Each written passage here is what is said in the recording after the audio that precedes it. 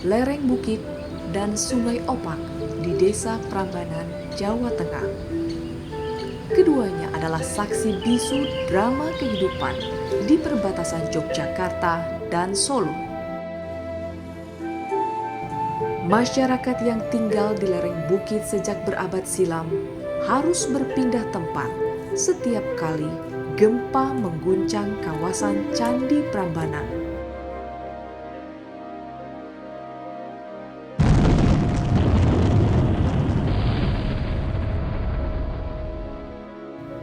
Tahun 2007, Gunung Merapi meletus.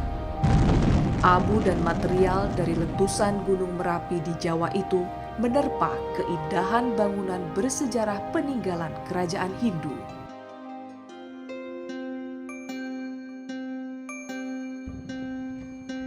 Beberapa stupa jatuh terkena getaran gempa.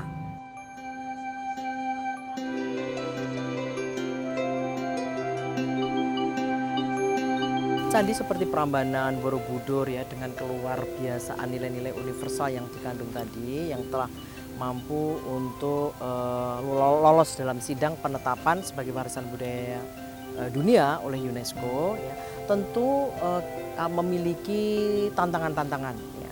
Sebagai salah satunya adalah kedekatannya dengan Gunung Merapi, ya, sebagai gunung yang paling aktif di dunia.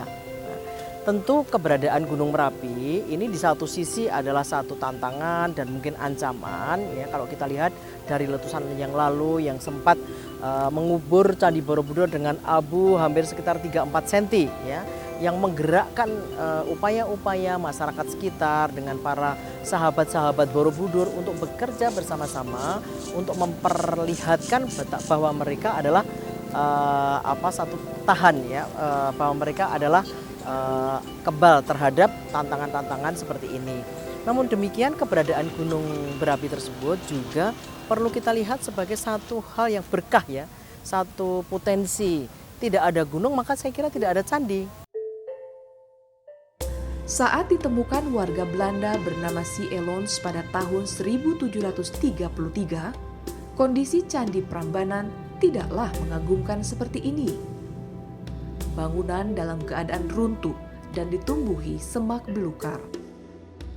Pembenahan serta pemugaran candi dilakukan bertahap dan baru selesai tahun 1982 atau hampir 2,5 abad setelah pertama kali ditemukan. Candi Prambanan ini candi yang tertinggi di Indonesia, tingginya 47 meter. Ada Trimurti, 3 dewa, yaitu Candi Brahma, Candi Siwa, dan Candi Wisnu. Nah, untuk ke Candi Prambanan, kita memang pakai tradisi, pakai sarung. Silahkan Pak dibantu. Ayo Mas Robo. Memang Candi Prambanan itu tempat suci orang agama Hindu. Memang untuk masuk ke Candi Prambanan itu kita pakai sarung. Ya. Dan banyak orang bilang Prambanan Temple is the most beautiful temple in the world. Inilah Prambanan. Nomor 642.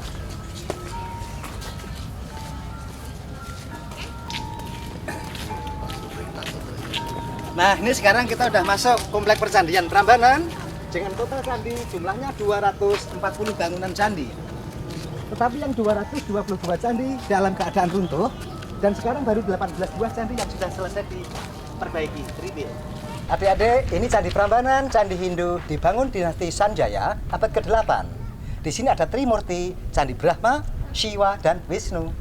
Tapi orang-orang Jawa nyebut Candi Prambanan disebut Candi Roro Jonggrang. Karena ada dongeng, wanita cantik minta 1000 candi dan dikutuk berubah jadi batu. Mari kita lihat, ya.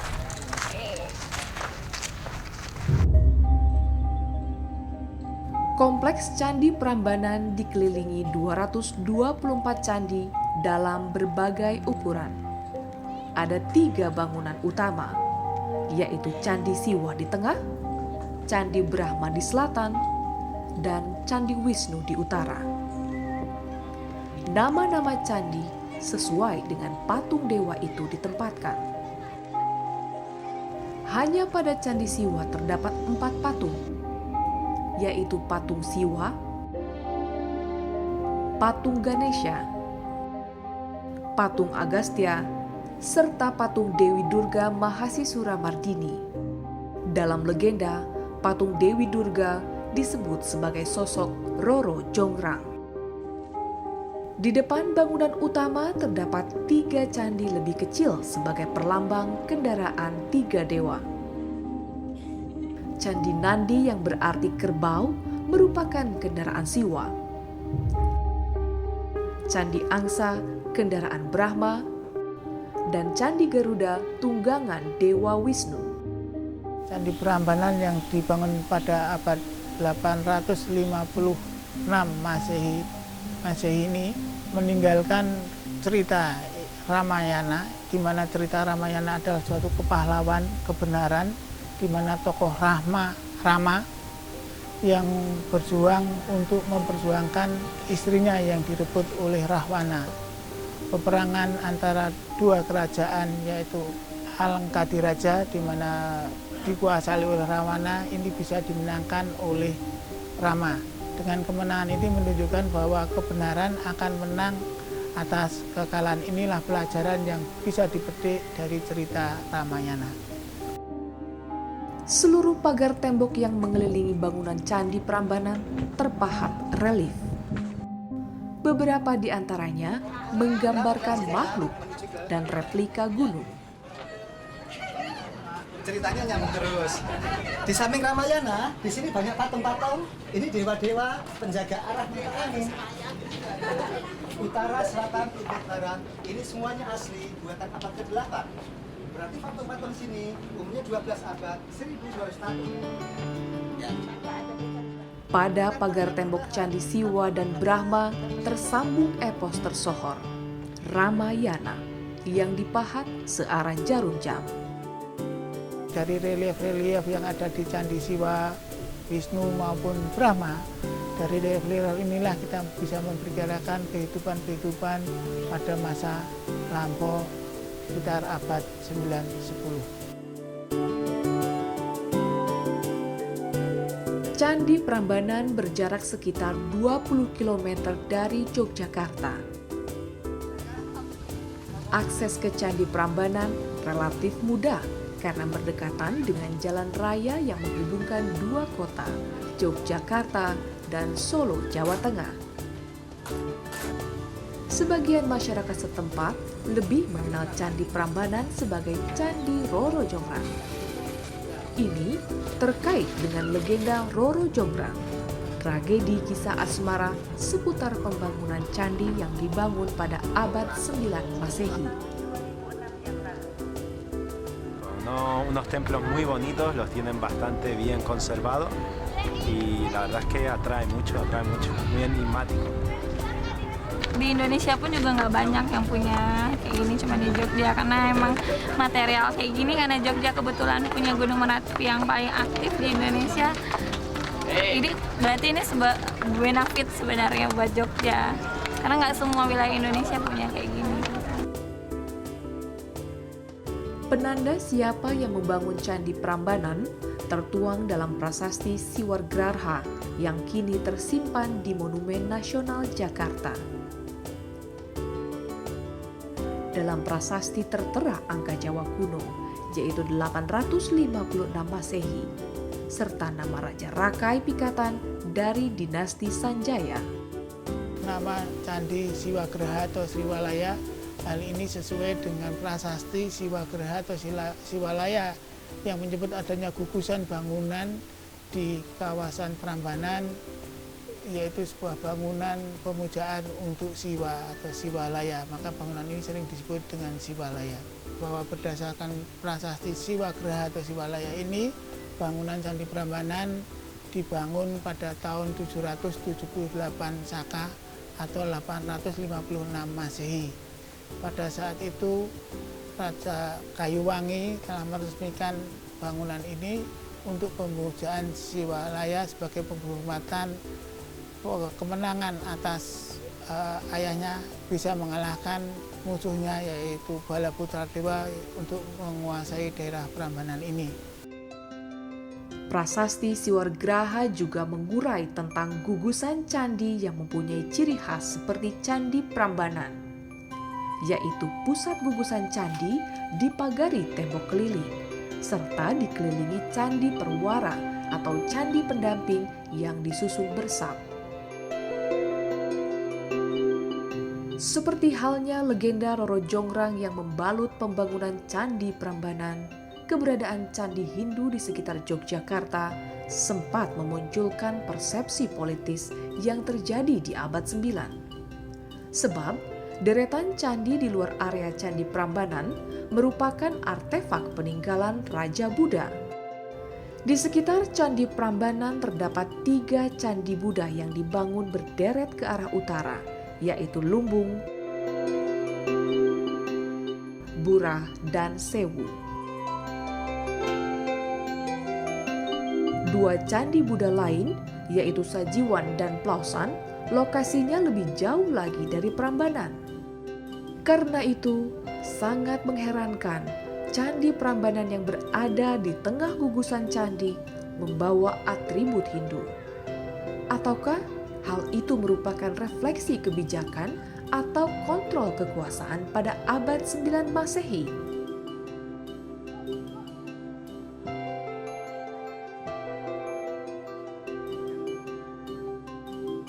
Seperti putaran roda zaman, halaman Candi Prambanan kembali sepi, manakala matahari mulai condong ke barat. Kompleks candi pun terasa sunyi, seolah menyimpan rapat-rapat kisah Ramayana yang terpahat pada dinding pagar Candi Siwa dan Brahma.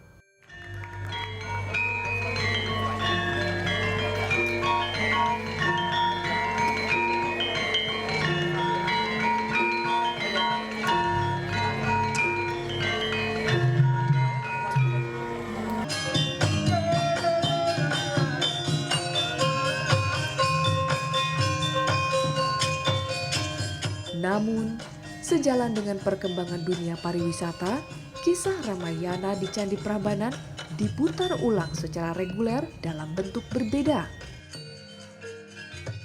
Malam ini merupakan pesta rakyat dengan pentas utama Sendratari Ramayana. Epos India ini berkisah peperangan antara Pangeran Rama dari Ayodhya melawan Rahwana dari Kerajaan Alengka. Perang yang senantiasa membawa korban, ada kalanya memerlukan ketulusan bantuan. Kali ini, Rama yang dibantu Hanuman dan ribuan wanara berhasil menyelamatkan istrinya, Dewi Sita, yang diculik Rahwana. Rahwana gugur di medan perang. Berbeda dengan epos yang bisa diulang, sejarah terus berubah seiring dengan perkembangan kebudayaan.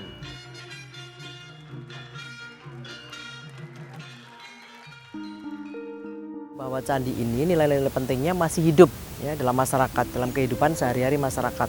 Oleh karena itulah bisa kita lihat kalau malam hari tercermin di dalam pertunjukan balet Ramayana yang saya kira sudah puluhan tahun hidup dan puluhan tahun berlanjut. Ini menunjukkan kekuatannya tersendiri ya. Jadi selain juga masih diminati oleh penonton, namun juga kreasi-kreasi baru selalu kita rangsang untuk tumbuh dan kembangkan.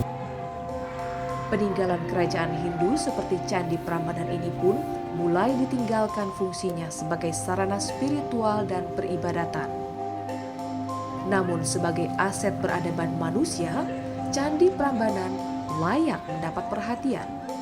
Terlebih, sejak tahun 1991, UNESCO telah menetapkan Candi Prambanan dalam daftar peninggalan sejarah dunia.